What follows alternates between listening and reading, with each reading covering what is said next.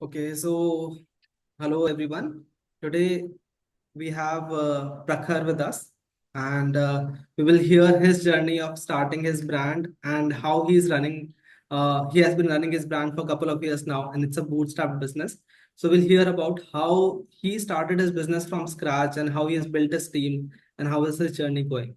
So I will start with first about Prakhar, like how did he come to this phase, or maybe we'll start with first about uh, a brief about the brand so that everyone gets a context of what is happening currently, and then we will go to his journey. So maybe Prakhar, if you can tell a little bit about your brand. Thanks, Shivam. My name is Prakhar and I run a women's fusion wear brand called Untung. We've been running this since 2018. This brand basically, essentially, in this brand, we work on products which are a mix of Indian and Western sensibilities. The prime point being giving customers a premium experience at an affordable price. And obviously, the versatility of the product should be very high. So they should be very usable products is what we work on. Uh, we have multiple categories in the brand, right from dresses, tunics, tops, etc., to loungewear and ethnic wear as well. And we've recently launched bralettes and oversized shirts also for catering to the Gen Z audience. And yeah, that's more or less about the brand. So can you tell a little bit more, as in, do you do the manufacturing also, or like what Yeah. all do you Okay. do? We do end-to-end of our products. Our products are designed and manufactured in our facility. We source all the raw materials from suppliers across the country, but manufacturing actually takes place in our in-house unit in Bangalore. We have our own warehouse. All the operations are basically in-house. We have not outsourced anything. The only thing we used to outsource earlier was marketing, but that also we've built it in-house now. So everything is, currently being taken care of by us. Product ranges, as I said, is vast. So our sourcing team has been working really hard to, source different kind of materials from across the India. And yeah, that's And maybe a little bit about how big is the team and how long have you been doing it now, in terms. okay. So we started in 2018, been about 6 years now. We have a team of about 25 people currently. The size of business has, I would say, from year one to now is about 10 times. And we are now on a run rate of we do about 2x every year, almost. And how, uh, so how many SKUs, or like, So 400 SKUs right now across categories. mhm. Also, one thing I forgot to mention was we work mostly with cottons and natural fabrics. We do not work with polyesters and man-made fibers at all. Our brand is very particular. We are a very ethical brand. Sustainability, I wouldn't call that word because it's the most abused word these days.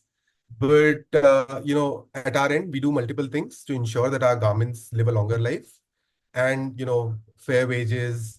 We also take care of all our employees in the sense we take care of women, the kids' schooling, etc. Also through our brand. Wow. And like, I'm assuming you're not funded, but any funds that you've raised, or like, how has it been? No funding raised so far. Not looking to raise funds anytime soon. But maybe if we feel that funds are required to sort of speed up the process of growth, maybe we will. But at this point in time, we are not looking to raise funds currently. Wow. Great, great, great. So I think everyone got it. Just it's Yeah. so their brand is Untung, and mostly women wear, and significant range of 400 plus products in different designs. So let's go a little back. We'll go to your background and see how your journey was before you were doing Untung, and how did this happen? Okay, so I've been a product person from the very start. I'm a design enthusiast. My graduation is in design from NIFT Bangalore. And after my graduation, I worked for a couple of years. I worked on multiple projects with multiple clients, including the big names of Aditya Birla Group, Tata Group, Westside, etc., etc. So I worked for about 4 years before I did my MBA. I did my MBA from ISB Hyderabad. After that, I mean, I was very clear that fashion is my calling. So I joined a fashion company called Anita Dongre, where again I joined as a management trainee. So I was working directly with the CFO of the company and overlooking multiple functions in the company itself. That was a humongous learning because the kind of exposure that I got in that company, because one, it was a 400 crore company when I joined in, 450 crores actually. And the operations were spread across the country. The product range was diverse. There were three brands running. And one of the brands that I helped launch there was Grassroots. I was a part of the core team there. And yeah, so that exposure actually gave me the much needed background that I needed to sort of start my journey. But after that, I joined nearby.com where I worked as the e-com head. So I was heading the e-commerce vertical for nearby.com. That was my introduction to e-commerce world. Uh, very nascent stages. E-commerce was in very nascent stages at that time when I joined it. So we were doing roughly 4 crores of revenue every month during that time, and selling only knickknacks, like very small products. So, the whole e-commerce bit I understood from nearby. And after that, I took this plunge because I thought I had the requisite, skill set or the knowledge to sort of right from sourcing to selling. That's when I decided to start this. So in 2000, end of 2017, I started working on this. Uh, Took me about 3 to 4 months to do my research, liaise with suppliers, get things in place. And then, yeah, I mean, 2018 is when we launched with 45 SKUs. Today we have 400 plus. So how long was the journey before 2018? So like you said, you graduated from NEFT. So how many years effectively you So worked before? after I graduated in 2010, Mhm, mhm. and I worked till 2013. 2013, I went for my MBA. 2013, 14, I did my MBA. From 14 to 17, I was working in multiple companies. And then in 17, I quit my job. And towards the end, I started researching on what I wanted to do. I took trips to Jaipur, Varanasi, etc. Basically, the fabric hubs to understand pricing, suppliers, etc. And 2018, around March or April, we started. Great, great, nice. So, like you said that you had left around 2017 and then you started the brand actually in 2018. So, Yeah. like, can you tell me briefly about like when you quit it in 2018? Was it like you decided that you will quit in 2017 and you planned according to it, or it No, actually, happened? I hadn't decided that I will quit, or I see it was always in the back of my mind that I wanted to start out. I'd always been like, products excited me from the very start. Like, being close to products was very important to me. So at the back of my mind, I always thought that I have to start someday. But because I was in between jobs in 2017, I thought instead of looking for jobs, why not give this a shot? Because that looked like a good time because e-commerce had just started picking up during that period, like especially in fashion. So I thought it's a great opportunity to sort of get into it right now. And instead of, looking for a job, I decided to start out instead. So how was it? Like a lot of people have that quitting story, right? That one day they come up and they say that I just quit, or how was No, yours I, for I you? actually I actually quit before I decided that I'll start. So I decided that I'll take a small gap, and I wanted to shift my base from Delhi to Bangalore. So I had quit because of that. And then when I shifted to Bangalore, I decided I'll because there's no pressure. Like I was looking for jobs also. But then I said, why not take this opportunity when I've taken a break? Might as well use it and see if I can start out. So sooner the better is what I thought. And then I started out. So no quitting stories here. But yeah, Great. Yeah. yeah. So, and like you said that in 2017, you decide to leave the job and come to Bangalore. How was Yes. the initial time? Like, how did the ideation phase happen, or how did you go about? Like, did So you the literally? move to Bangalore was a very conscious decision because I had lived in Bangalore for a big part of my life. And because my previous pre-MBA work experience was in Bangalore, so I had a support system or a structure in place wherein I knew a lot of people who would be helpful if I wanted to start out. So right from suppliers to manufacturing units, etc., I knew a lot of them. So that is why I wanted to be in a safe territory. Bangalore was where I felt safer because I knew people here, and it would have been easier. In Delhi or someplace else, I would have to like start from scratch.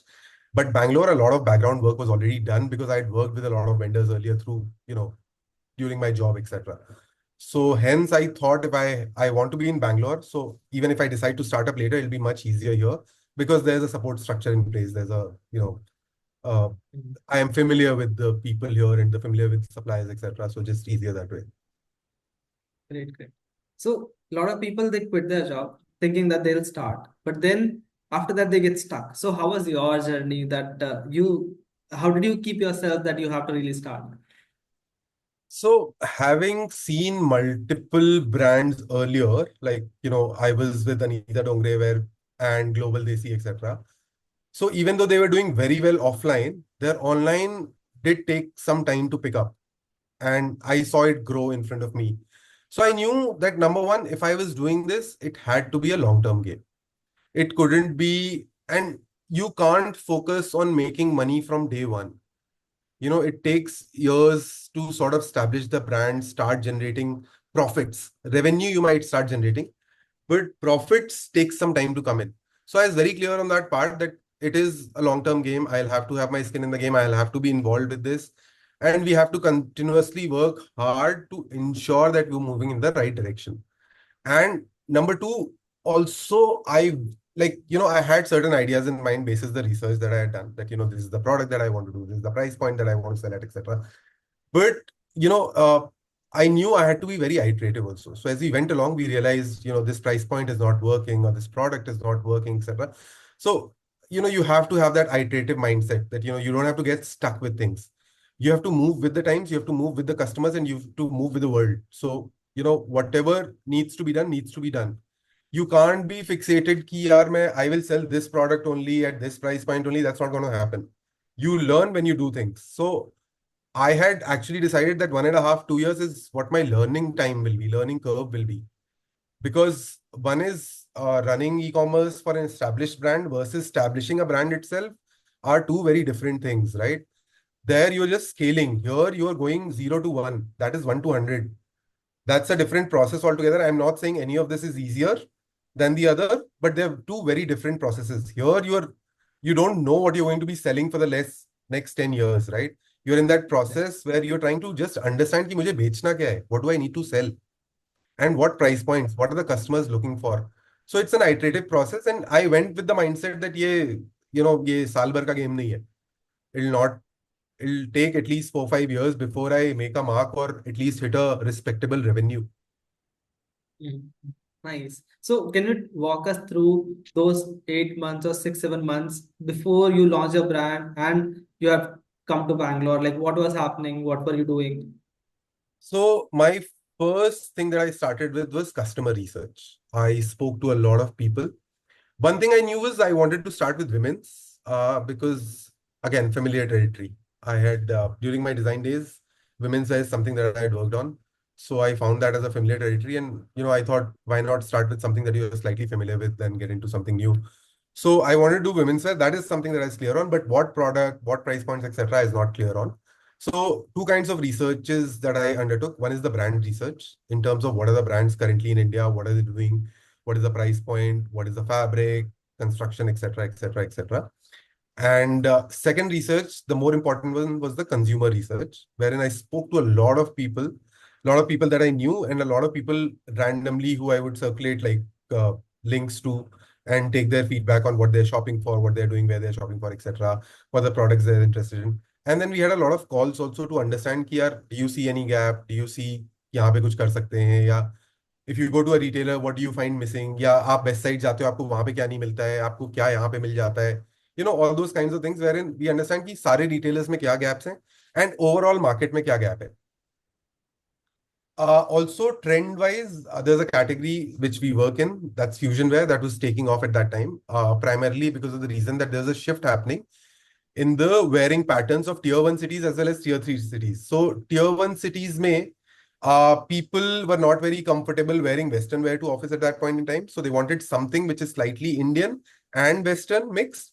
And similarly, tier 3 cities which were more into ethnic and Indian wear were trying to shift to Western wear, but that shift could not be a drastic shift. It had to be a gradual shift. So they wanted something in between, like a platform to switch to a Western wear, right? So fusion wear actually sits in between Western and Indian, wherein you get sensibilities of both worlds. it's easier to make that switch to fusion wear because the prints and everything remains similar. And then, more acceptable in tier three cities also. So that looked like a lucrative category at that point in time. Right now, there are hundreds of brands. At that time, there was only one brand working in this category called Global Desi, which was the sort of pioneer in the fusion wear category, and not too many brands were doing it. So we saw that as an opportunity that fusion wear, maybe there's a lot of scope that we can work on. And yeah, so main research was this, and most of my time actually research obviously was happening on the side, but most of my time actually went in identifying the right suppliers. Because to make the product at a great price, I had to ensure that one, I work with reliable suppliers, two, suppliers who could give me things at the right price. Uh, so more of my time went in traveling. Like I said, I traveled to Jaipur, Surat, Varanasi, etc., mainly to identify my fabric sources. So that being my primary raw material, I had to identify a number of suppliers where I could source stuff from. And that's where most of my time went into. Then, after things were a little sorted on these fronts, then I started setting up my sampling unit and making a small team where I could actually create garments in-house. I was very clear that I don't want to outsource samples because again, as I said, iterative process, and it is better when you do it yourself versus when you do it at a supplier's place. So I wanted people in-house who would work with me closely, who would understand what I'm looking for, make changes, etc., etc.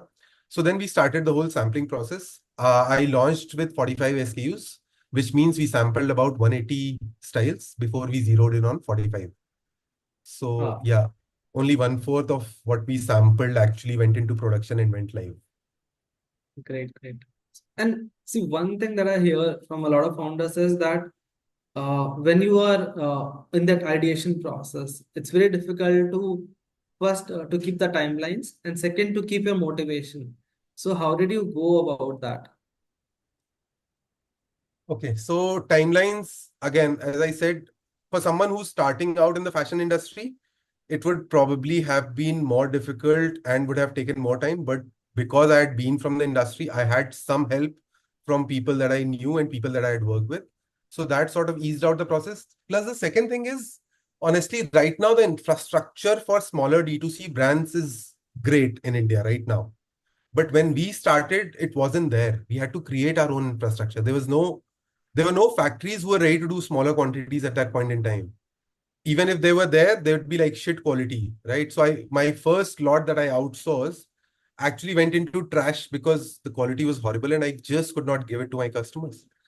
So I wasted that money I mean, it was a waste, but I had to set up things. I learned on the way that I will have to sort of start a small manufacturing for my own brand if I wanted to supply good material, good product to my customers.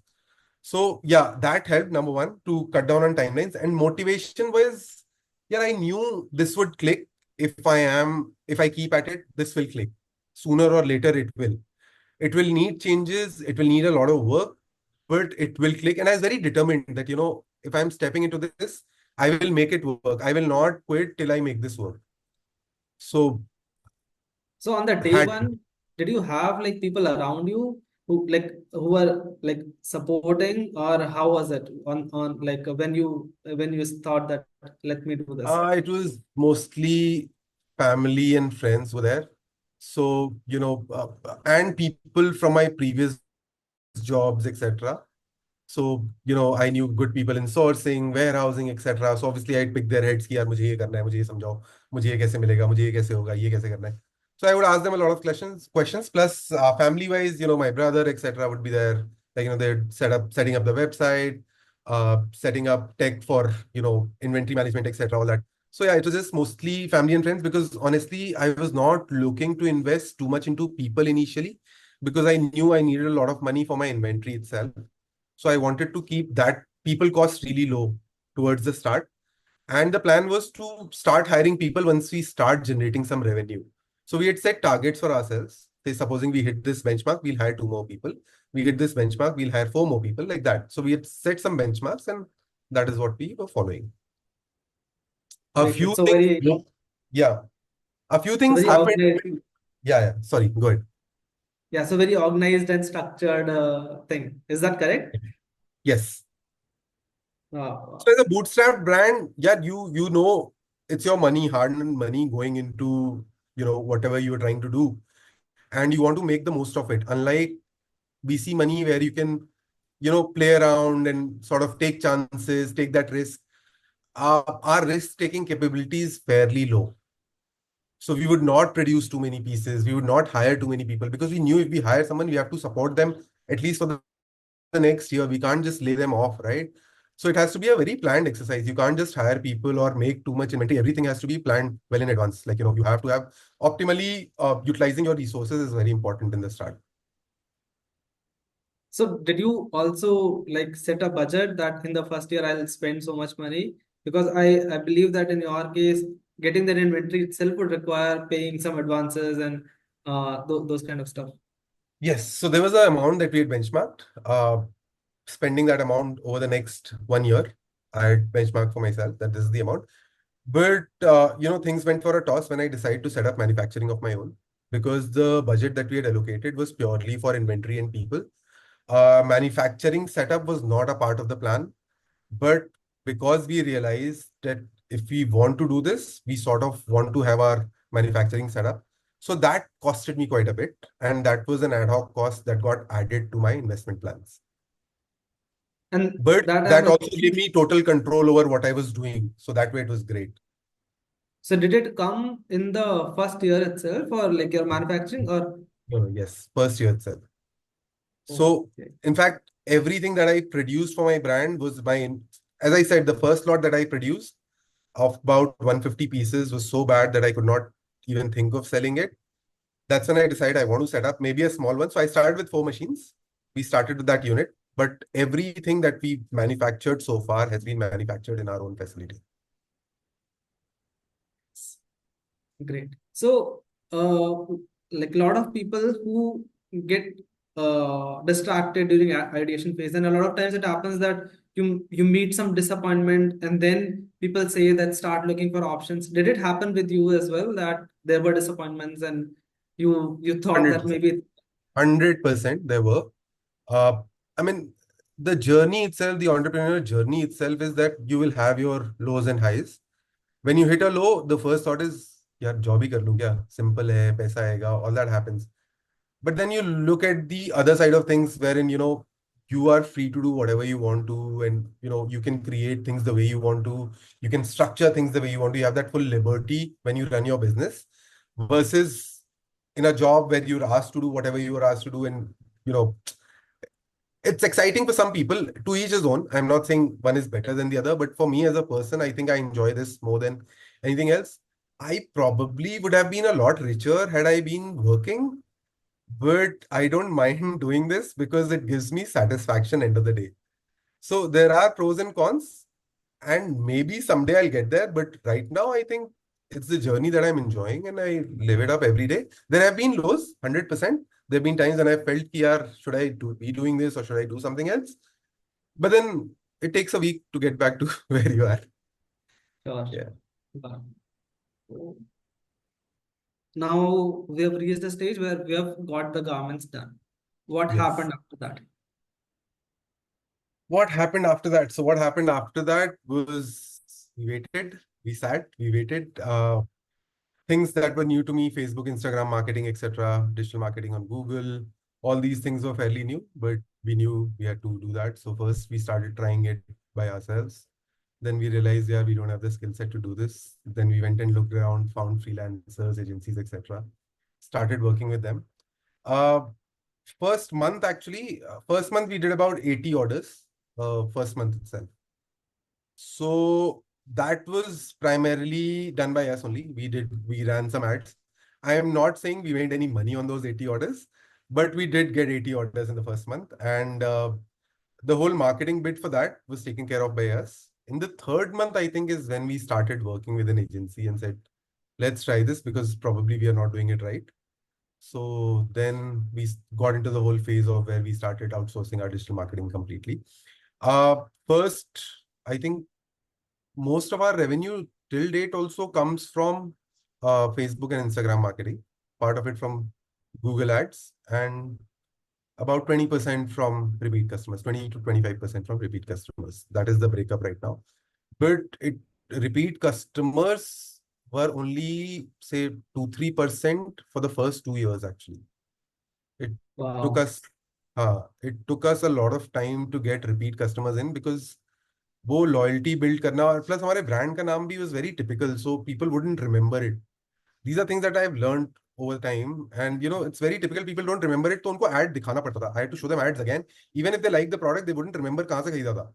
So ad दोबारा आता है, then they would come and purchase. They like the Hmm. product, but they would still not come back. So वो सब चीजें we took some time to figure out कि यार retention marketing भी करनी पड़ेगी.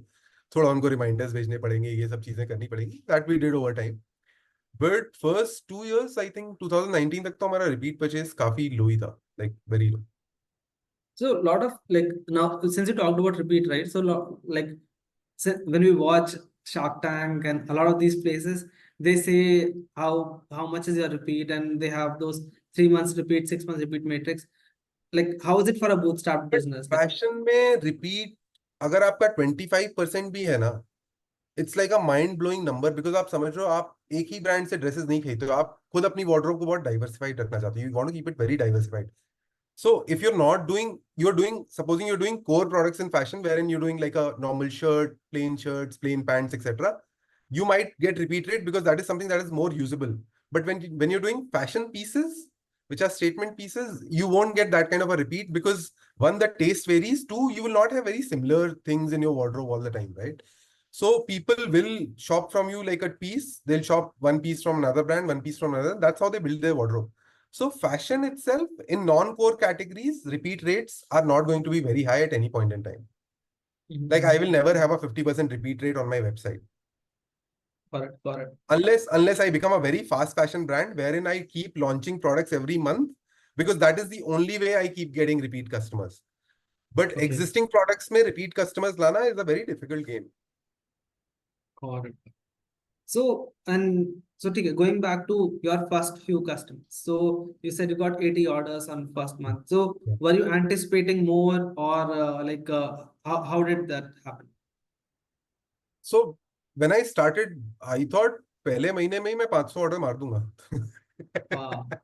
इन्वेंट्री खत्म कर देंगे यार हम, इतने बढ़िया प्रोडक्ट्स बनाए. But obviously that's not the case. There are 100 things that work to get to that. But हाँ मतलब वो नहीं होता है. It doesn't happen like that. You don't get because one is आज का landscape versus the landscape when we had started about 7 years back. तो वो लैंडस्केप थोड़ा डिफरेंट था. प्री कोविड टाइम्स में कस्टमर एक्विजिशन कॉस्ट वगैरह काफी अच्छी थी, so we were enjoying that. But हाँ मतलब वो था कि एंटिसिपेट जो किया था वो तो ऑब्वियसली नहीं था, बट ओवर टाइम रियलाइज हो गया था महीने भर में कि ऐसे इतनी जल्दी ऑर्डर्स नहीं आएंगे. One, online shopping itself pre pandemic इतना वाइडली प्रेवलेंट नहीं था. वो तो कोविड ने it give it a boost. But before that specially for fashion people like going to stores, trying stuff out and then purchasing it. तो वो consumer behaviour I could not change in a month, right? तो वो that didn't happen like that. But हाँ मतलब वो था कि एक satisfactory, when I now that I've seen a lot of brands start out etc, I think 80 in my first month was a good number. Nice, great. Yeah. So, like, when you are doing ops, when you're doing planning, generally, like, if you're talking to a vendor, you know that the negotiation will end somewhere, and you will get to the number like a mutual agreement. But then, once you start marketing your product, that's a black hole, because whatever numbers you put in planning, you don't know whether that will work or not. So, how did you go about that? Again, we took it as it came, one day at a time. क्या हो रहा है, कैसे हो रहा है. So even though we had plans of making say 2000 pieces of inventory or 1000 pieces of inventory per month, just random numbers I'm throwing in here, we would actually take into account how much we sold last month before we actually executed all of that. So our future production plan used to depend on how the previous month went, to be honest. So we'd plan the number of designs also that way. Plus, our sales also gave us a cue as to which direction we should be moving in, what kind of products are doing well. तो हम बहुत जल्दी iterate करके, because we had everything in-house now, our manufacturing was in-house, the turnaround time was much quicker. We could change products, we could add things to it, etc. And we could still, launch in a very short span of time. I think that helped. So हमारी previous sales, like I think first month से ही हम भिड़े हुए थे कि we will start looking at data, we will see क्या बिक रहा है क्या नहीं बिक रहा है. तो 40 में से I think 4 SKUs are performing well and that's about it. बाकी बहुत slow बिक रहे थे. So we knew कि यार ये direction में अभी थोड़ा काम करते हैं. This is what we need to do. And if you see हमारे products जो first set of I think 100-150 products हैं वो बहुत एक दूसरे से related है because we are actually depending on a lot of data, not experimenting too much. We are saying यार जो काम कर रहा है safe खेलेंगे वही बनाएंगे. Nice. And during this time, did you like once your product started selling, did you start collecting customer data or what kind of feedback were you getting? I was calling each and every customer. I think pehle first 1.5-2 years, I think I have not missed a single customer that I have not called. I've called them and I've called them after 1 month of delivering the product because I wanted them to use it and then I would seek feedback here. Is everything okay? Is the product still fine? Is, how many times have you worn it? How do you like it? Where have you worn it? Etc. तो वहीं से एक Q मिला था हमें बहुत बड़ा that a lot of customers said हाँ मतलब I wear it to office also and I can wear it to parties also it's very this thing. तो हमें एक चीज बहुत क्लियर हो गई थी कि प्रोडक्ट्स जो बनाने बहुत वर्सेटाइल बनाने हैं, किसी अकेजन के लिए नहीं बनाने. आप इसको ऑफिस भी पहन के जा सकते हो, आप इसको कहीं भी पहन के जा सकते हो क्योंकि प्रोडक्ट की यूजिबिलिटी हाई होगी तो कस्टमर स्पेंड करने को तैयार हो जाएगा. Got it.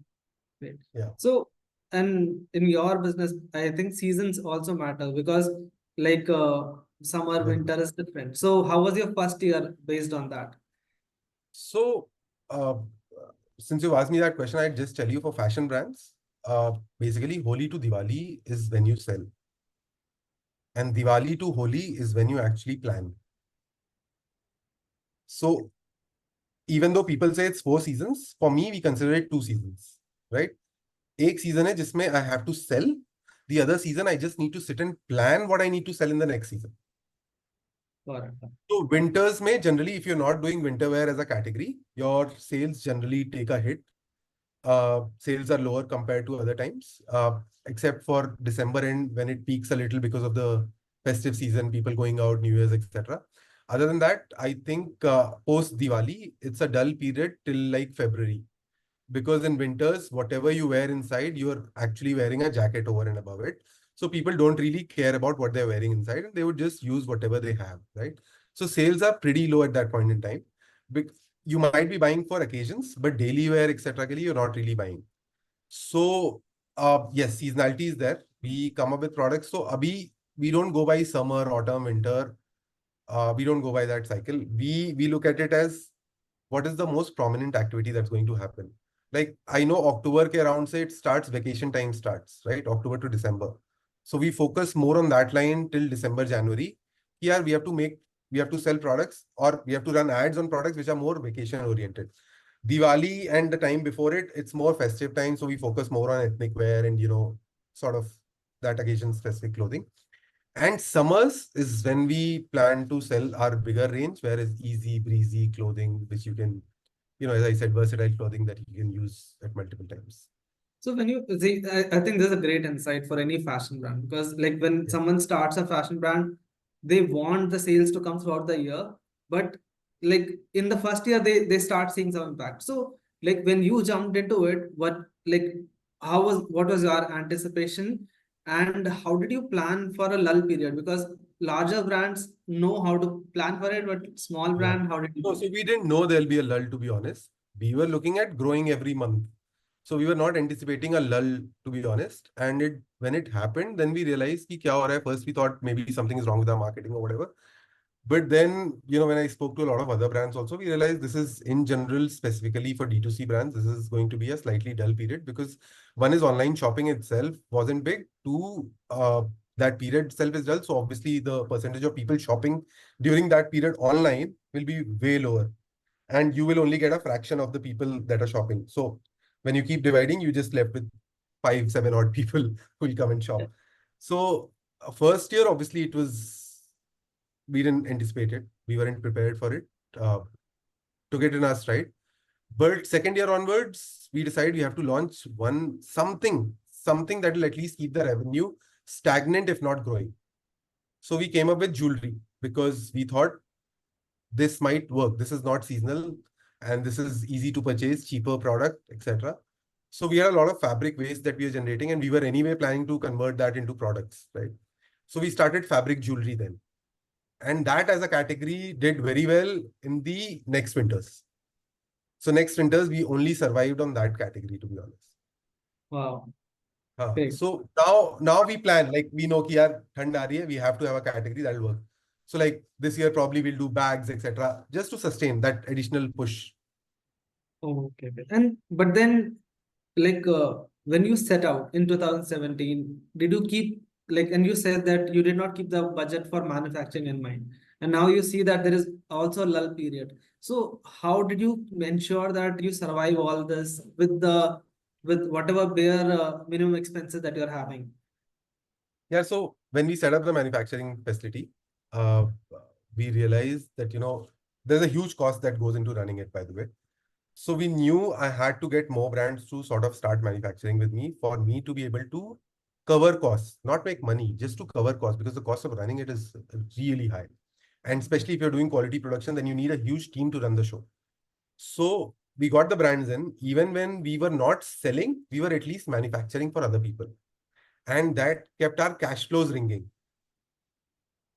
So that So we happened were in the first year of your business, like in 2018 itself, you were able to figure out that. to no 2018, yeah, 2018 end is when we started manufacturing for other people.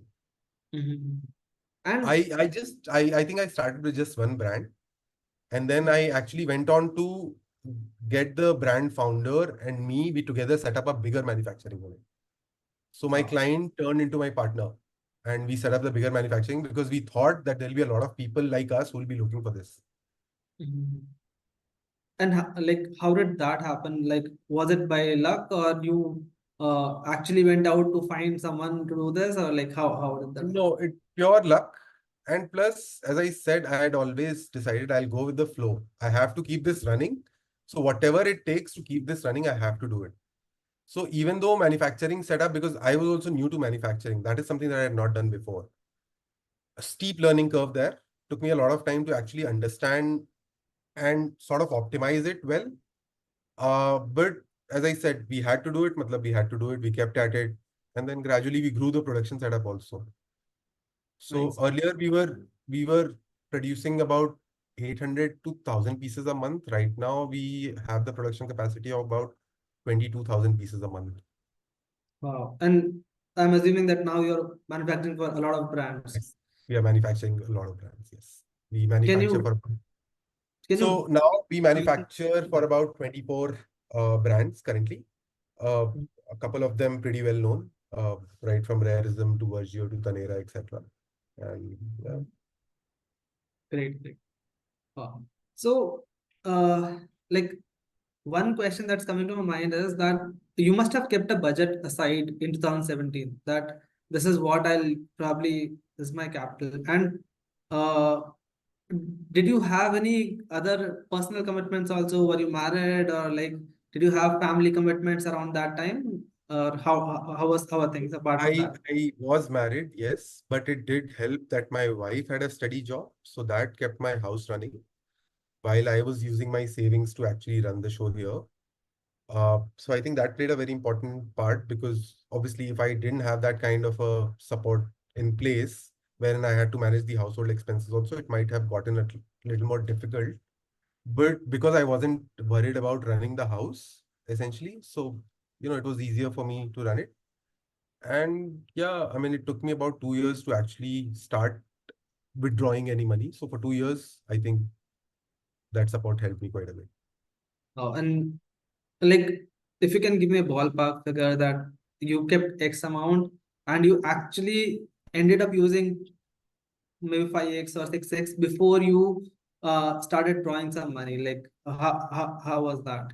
So I decided on an X amount, but I ended up investing 2.5x of that because, as I said, manufacturing took a lot of money, which we weren't prepared for, but I did invest in it. And yeah, I mean, after that, so And you mostly had my that, money. and you had that cash buffer with you, or you had to borrow that from somewhere, No, or of course, like. I had to borrow. I had to borrow from my family. I did Okay. have. Now, this is one thing, because I've talked to a lot of startup founders, and I see a similar story. I have heard a story where someone told that they kept around X amount and they ended up using 10x of it when by the time the business started generating any money. And a lot of times when small founders get into the business, they go with a fixed pool of money with the business plan that this money will start generating revenue for me. And the moment it doesn't happen, they run. No, it does not always go as per plan. It doesn't. Like, at least for me, it didn't. And thankfully, I had resources where I could dig into, say my family, where I could borrow money at that point in time. And but even if I didn't have that, I would probably have done it slower than what I did, but would have done the same thing essentially. It would have taken me, instead of 2 years, maybe 3 years to sort of start generating money, but would have followed the same. Like, I wouldn't change anything about my journey, to be honest. Mhm. We just talked about, like, there are people who make copy of a brand, Yeah. but there are also brands who want to come in the market by becoming copy of someone. And like, I talk to a lot of brands, they say that my product is exactly same as what this brand is also selling. Why is my product not selling? And there are a new brand that comes in the market after making an exact replica of some other brand. So what do you think about those brands, or why that does that happen? Don't think by you can make a brand by copying, to be honest. I mean, it just doesn't work. As a brand, you have to have that connect with the audience. You'll blindly keep copying and people see your product elsewhere. That's I mean, my trust in the brand itself will go down. So I don't think you can really make a brand. You might be able to make a business out of it. Uh, I don't think at a scale though. You might be able to make a business out of it, but you can definitely not make a brand out of it for sure. See, especially I see this in activewear a lot because a lot of activewear brands are So core categories, may the thing is that there is only so much that you can do with the product, to be honest. The product will remain the same. How you differentiate yourself is quality, etc. Because a sports bra will remain a sports bra, a legging will remain a legging. Now, the kind of fabric used, the kind of print that you put on it, the kind of stitching you've done, the kind of padding you've provided, the kind of support that your website provides, all these things will actually differentiate you from the other brand. So some categories are there in which you have to, I wouldn't say it's copying, but it's only limited. Like, if you're doing men's pants, there's only so much you can do, right? You can probably introduce new colors, but it'll be a pant in the day, right? A yeah. pocket here and there. That's about it. Yeah. So when, like, because like I've worked with an activewear brand in the past where so the issue that they were facing was that like even though they were selling cheaper than other brands, they were still not able to sell it on their website. So what do you think may be the reason for that? Content, Content. content, content and content, 100%.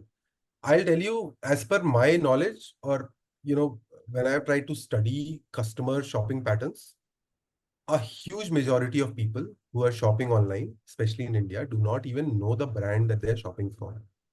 It's a very product and price driven impulse purchase when you see an ad, right? So the brand trickles down in their head much later. Firstly, it's just the product and how you present it and the pricing of it. Mhm. That is what drives it. So obviously it's not a factor of cheaper or more expensive. It's just that possibly they were cheaper, but the other brand did present its product better. I'd say it like that. So in terms of present, it means that their ads were more visually appealing and Yes. their website was more The content may be more relatable. These days, mhm. it's not about high funda content. It's about relatable content. So people want to buy things because they know कि यार model पे अच्छा लगता है, हमारे ऊपर लगेगा कि नहीं लगेगा, वो एक थॉट आता है दिमाग में. So when you have more relatable content, it becomes easier for them to make that decision. Can you So give an example? How do you deal with this? Like in your brand, how do you make sure that your content is more relatable? we work with relatable influencers. We don't work with the famous influencers per se. Mhm. We don't define influencers by body type. Like, they could look like they could not have a model like face, but we think that they'll be able to do justice to the garment. We give it to them. So as someone who's more relatable to the audience, does well as compared to like getting it on a model. So we work with a lot of influencers who are pretty small, like micro influencers, but we personally feel they will have a better connect with the audience. Okay. So a little bit more specific to your industry. So, Yeah. and especially since you are running your site, right? So we see this issue of RTO and cash on delivery. So have you been able to solve this for your website, or what did you do to solve this? I wouldn't say I've solved it completely, but we've managed to curb it to a good point. Like, see, we've the COD bit. I mean, a lot of checks are in place now, and a lot of softwares are available. Uh, Softwares that even give you that this could high chances of like a COD order being returned, RTOs, etc. So we use that. Number two, we always blacklist customers who've done that once. And three, there are three levels of verification that we do. One is obviously a OTP verification that happens. Second is a COD verification that happens on WhatsApp. And the third that we sometimes we still feel that, with this is not a credible address or this is not, something that we would like to do. We actually call the customers and ask them to convert to a prepaid order. Yeah. Mhm. And like, what percentage of orders do you currently get as COD? COD is about 40% right Okay, okay. And was it always like around that, or like over time it now. has come down to that? Earlier it was 70% COD. I mean, as high as 80% also, few months we've seen. 80% COD, 20% prepaid. And how did you reduce that? It's a gradual shift. It happens over time. Like the same customer who possibly buys first time on COD, when they buy again, they'll do a prepaid because the trust has been built in. Mhm. So Nice. it's a matter of time that this happens.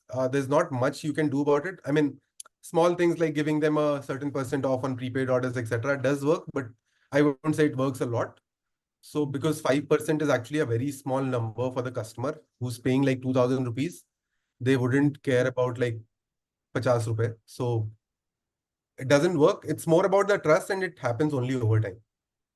Wow. And plus this shift, I mean, in tier one cities where people are more comfortable, you would see a bigger priority, a bigger chunk of prepaid orders because they don't want to get into the hassle of the delivery comes in and they make the payment, all that. Because most people live in apartments, they might ask them to leave it at the security and stuff like that. In tier two, tier three cities where people receive the parcel themselves and they're more like, they're more less risk averse, I would say. So they tend to do this more.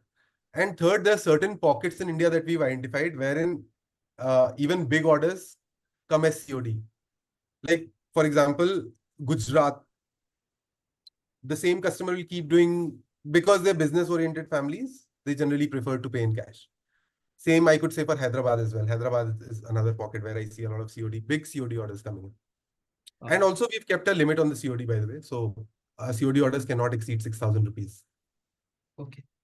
Right. Yeah. And how do you deal with RTO? Like, do you have RTOs, and how does that happen? RTOs become significantly lower now. We do about 2% RTOs tops. Wow, that's Yeah. very good to hear for a fashion brand, right? Like your industry standard must be way higher. Much higher, yes. So we're So how? very, a lot of verification, as I said, happens before we ship the order itself. Mhm. So, uske baad bhi, if some customer is not picking up, that is by chance. But I think that's the best we can do in terms of curbing the But RTOs. don't you get RTOs for fit, because even though people can No, see those the, are those are DTOs. okay, what is DTO? DTO. So basically, customer returns is considered DTOs. RTOs is the one where COD orders do not get picked up. Oh, okay, okay, okay. So So maybe that we call as DTOs. So DTOs I have. DTOs I get about 8 to 10% is DTO returns basically. okay, okay, okay. Yeah. Got it. And like, So what's uske your? liye we are taking steps now. Our products are becoming more size inclusive because this is the industry-wide problem also. That Mhm. because fashion industry has a lot of sizes. So when you make an inventory, you might sell in certain sizes, you might not sell in certain sizes. So there's always inventory getting stuck. So the more number of sizes you have, technically when you're trying to solve for fit, you tend to make more sizes because you think, yeah, एक ना एक size better fit कर जाएगा customer को. But we have taken the reverse approach. We are now reducing sizes Wow. because we don't want inventory getting stuck in sizes. So we've launched a lot of products which are just free size, which is single size.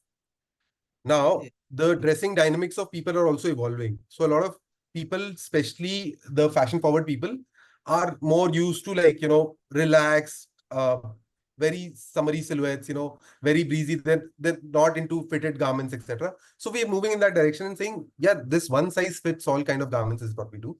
Uh, and then again, for loungewear, what we do is we've come up with two sizes. So loungewear is something which you wear at home. You don't wear it outside. So, fits up and down is, and people generally tend to pick a size up because they want it to be comfortable. So what we've done is we've combined sizes. We do a S bar M, which is suitable for body types right from XS to M. And then we've done L bar XL, which fits people up to double XL.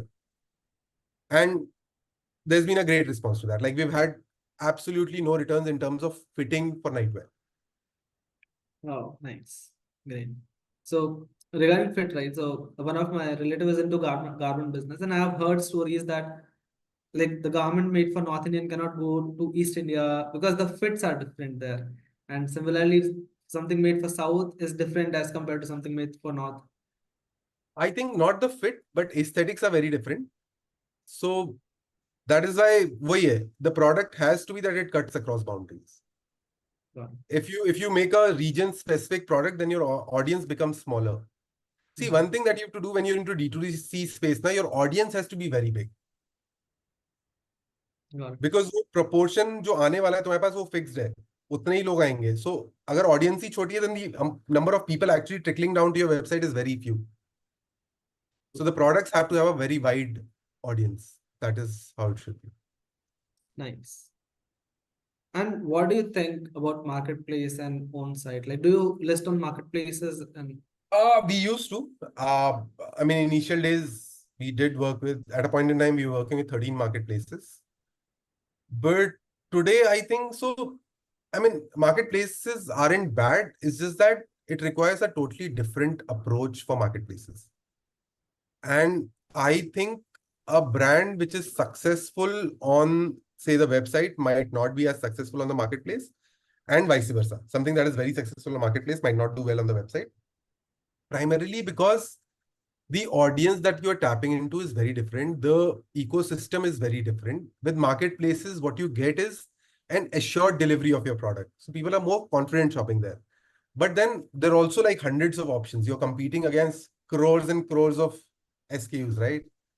So the competition is tougher. Then the customer is not your captive customer, right? So and then marketplaces, it becomes a price game most of the times. yes, So dynamics are very different. I personally, for my brand, I don't see marketplaces as being a great fit. One second.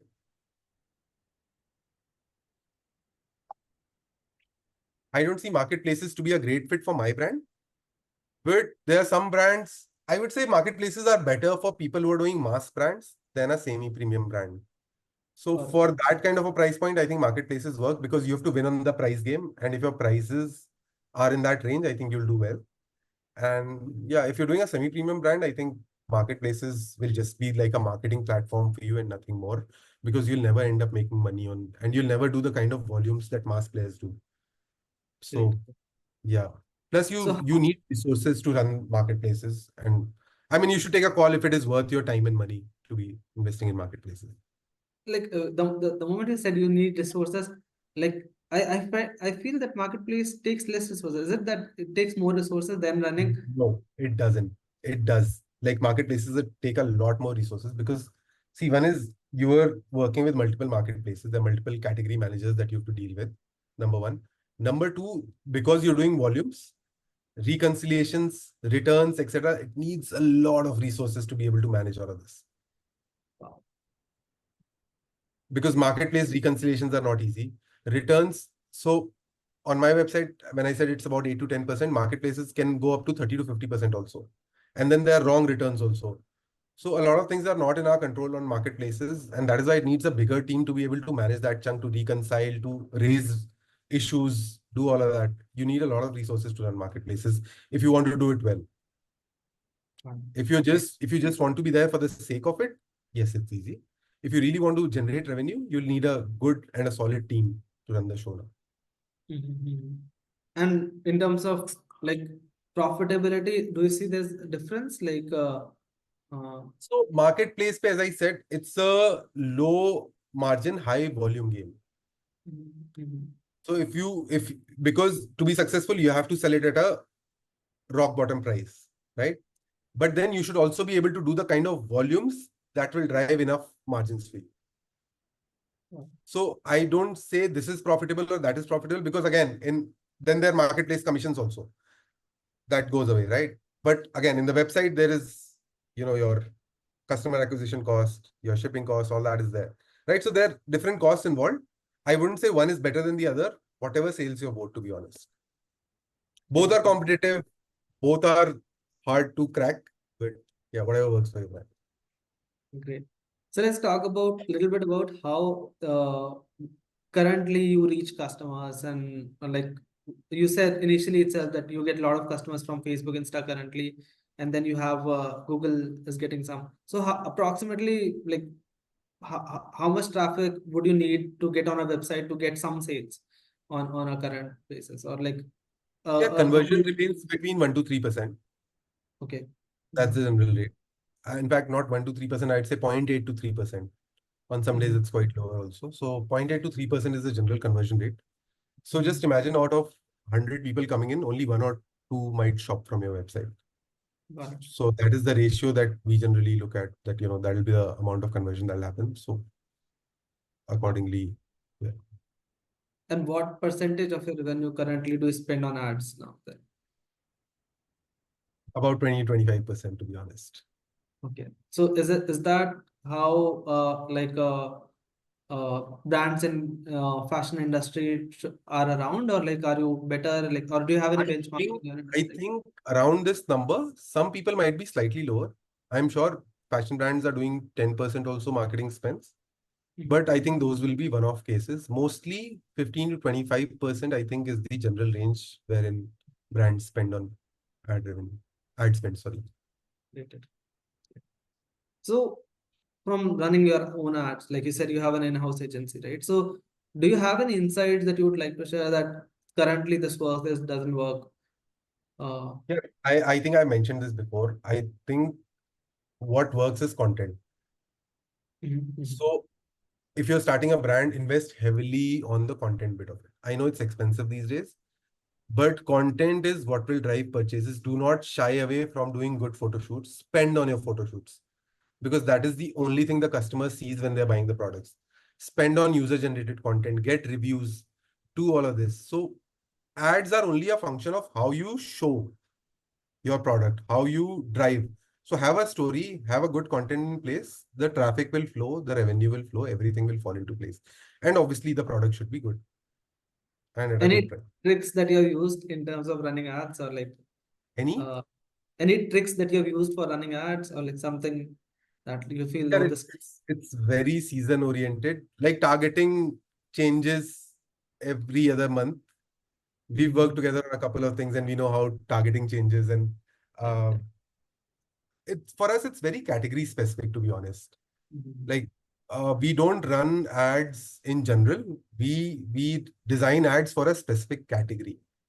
So when we are doing a category, we define segmentation and targeting for that particular category, and we define who our audience is, and that's how we do it. Yeah, we now do a lot of cross selling and upselling also. So Mhm. we try and, supposing someone is buying a top, we try and give them a matching bottom to it and stuff like that. We do try a lot of that. But in terms of ads, I think it's there's no rocket science. Like it just, you don't know what will happen, to be honest. Yeah. Hit and So trial. you are now 6 years into like 6 years successfully running. So do you now set up do those meetings where you set up plan next 3 years, what will we do, 5 years, what will we do? Do you set projections? Okay, great. Like wow, We this is we nice. we set projections for next year. Next year.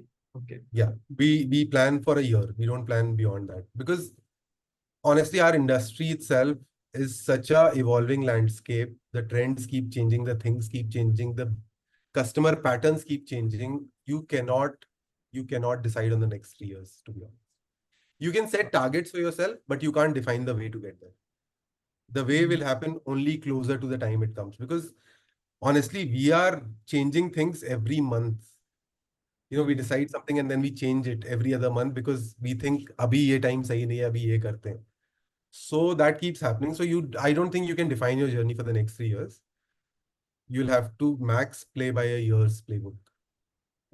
So what does your a typical day look like now running after 6 years, like this for 6 years for you? So I currently deal with two sides. One is obviously the brand side, second is the manufacturing side. So first of my half of my day actually goes into manufacturing because that is another crucial line of business that we run now. And so there are a lot of customers that we work with there.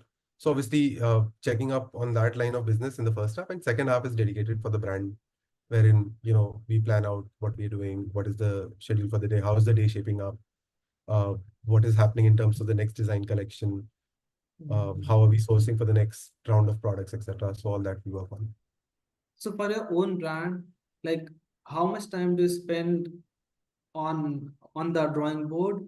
Like how much time do you spend just thinking and iterating? How much time goes into the execution bit of it, like for you? 90% of my time goes into execution, 10% on the drawing board, to be honest. And And that 10% actually happens at home. It doesn't happen in the office. In office, I'm only actually executing stuff. I okay. plan stuff when I'm sitting at home quietly, when I have time by myself, I'll do that. But Mhm. in office, I'm mostly focused on execution because that's the only time I get for execution. Mhm. And you said that you have a team of 25. Yes. So like did you build some hierarchy around it, or does everyone talk to you, or how's it? It's a very flat structure, to be honest. People are Mhm. responsible for their own departments. If they need help, there are people who've been hired under them. That's as simple as that. So there Mhm. isn't a hierarchy. I work with all the teams and in a very, very, very flat structure. So say my digital marketing and my production guys will be at the same level. They'll interact with each other and they will be reporting in directly to me at this point in time because it's only 25 employees. We manage like that. Possibly when we grow, when we have plus 100 employees, then we might have to set a hierarchy. But right now, I think the flat structure works very well, wherein everyone interacts with each other and there is no like seniority, juniority amongst people. Right. Great, nice.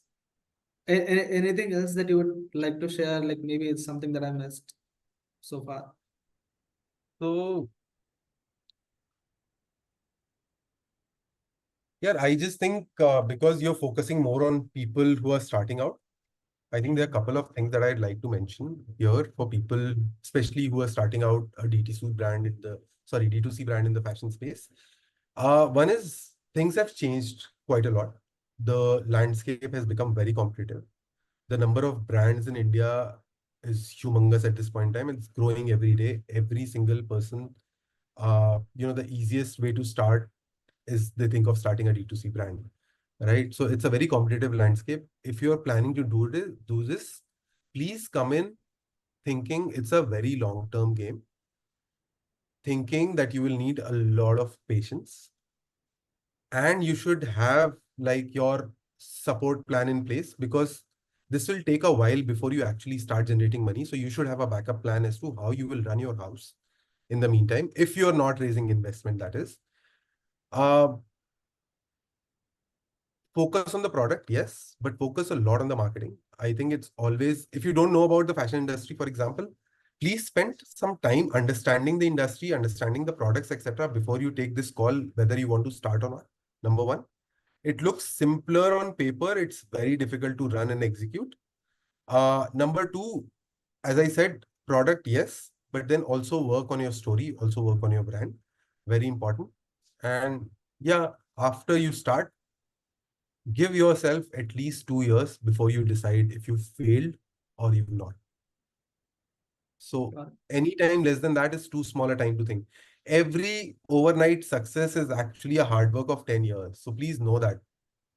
Yeah, Yeah. it takes a while to set things up. It takes a while for people to know that your brand exists, right? So have that time in hand, give it like put all your patience there and just run it and run it right. Be iterative, be open to suggestions, be open to changing your plans and just go with the flow. And always helps to have a good mentor from the industry. So you have, I'm assuming that you have then a couple of people that you Yes. are talking to. Yes. Yes. I am from the industry. I know people in very senior positions also. Was great help. So basically cut short your journey by a drastic amount of time, because the mistakes that they've done earlier or other brands have done earlier, you can learn from it and sort of ensure that you don't do it. So the time to, grow becomes lesser. Wow. And like if there were things that you wished you knew before you started, like what would some things be? Yeah, I think one is I I learned it on the way. Digital marketing is something that I think I should have learned even before I got into this. Um, Other than that, I think you will learn along the way. There are no, like, you can't come in with, as I said, industry and product knowledge, whatever. Even even if you're not doing fashion, maybe you're doing beauty. Just understand the industry landscape and product very well before you get into the execution mode. I think that's very important. Like I'll probably rephrase this question. Were there certain assumptions that you made while starting a business that went wrong in terms of either numbers or like planning or whatever it may be, or that were very off than what you thought they would So be? I'll tell you. I'll tell you. So we had an approach wherein we wanted to provide a whole wardrobe to the consumers, and that is why we said we will do multiple categories, a lot of categories, and we'll offer a lot of options to the customers, etc. The approach was that whatever they think of, they should have something to buy from us, right? But honestly, now over time, I've realized that that approach doesn't really work. You have to take a category, grow it well, saturate it, and then move on to other categories. Don't be doing everything at one shot,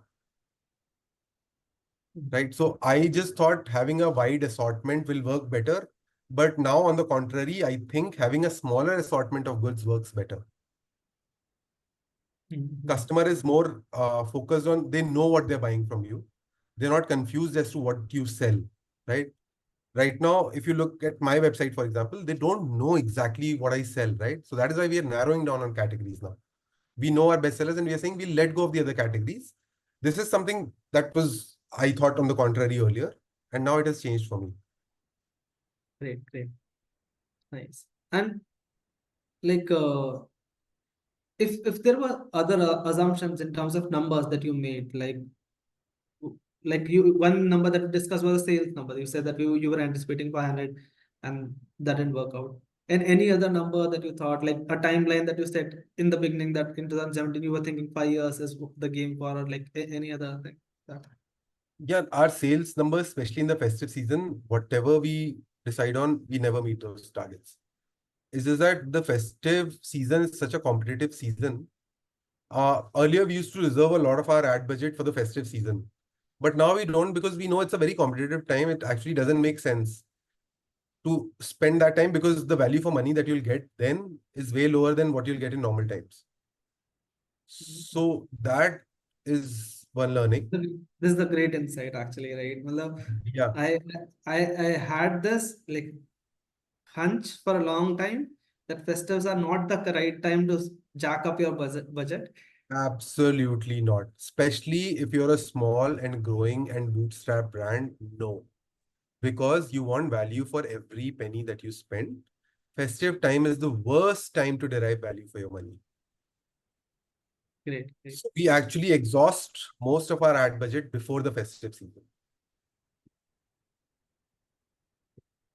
Okay. So we are towards the end. Like, if you think that there is a new market segment or probably a problem that exists in your industry or anywhere you see around, like where a new founder can start, like would you have some or one or some problem that you can share with us? Yeah, fashion industry, one is not about problems at all. Like, there's no problem that you can solve. It's just that I think what a new founder can do is invest time in technology, because it's a very complex industry. It's a lot of sizes, it's a lot of SKUs, it's a lot of trends, etc., etc. How you use technology to mitigate your inventory risk is something that a founder should work on, I think. Wow. Great. because inventory is the biggest problem in the fashion industry. So if you can use inventory, I don't think you'll solve it for the customer, but you'll solve it for yourself. And I Mhm. don't think any brand in the world has been able to solve it well. So there is definitely a space wherein you can solve it because it's a difficult problem to solve, Mhm. but not unsolvable. Got it. Right. And anything regarding, say, for example, one problem that I was talking to someone else and they were saying that size is also one thing where we don't have standardized sizes. Like, do you think those problems still exist or like they are? No, it does exist. Government of India is working on it. There's an India specific size chart which the government is already working on. I think should be launched very soon.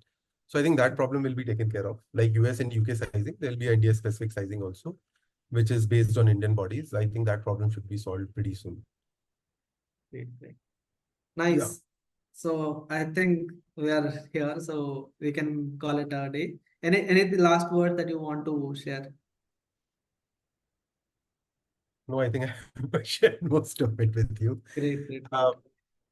yeah, not at the top of my mind, I can think of anything. But yeah, that's more or less about it. It's fun. It's not easy, but it's really fun. So if someone approaches us that they want to maybe connect with you, can we share your LinkedIn with this podcast? Of course, 100%, 100%. I work with a lot of brands currently, actually. I mentor a lot of brands who work with us in the production setup and stuff. We do work with them very closely. We define what product ranges they can work on, what price points they can work on, etc. So we do all of that. Mhm. So maybe people can also approach you for if they are starting a e-com fashion brand and they want consultancy regarding their problems. 100%. 100%. Great, great. So I'll put that also as a note then. Yes. Great. Okay, so we had a great time today, and I'll Thank just you, pause the Shivam. recording. Yes, I had a great time too. Thank you so much.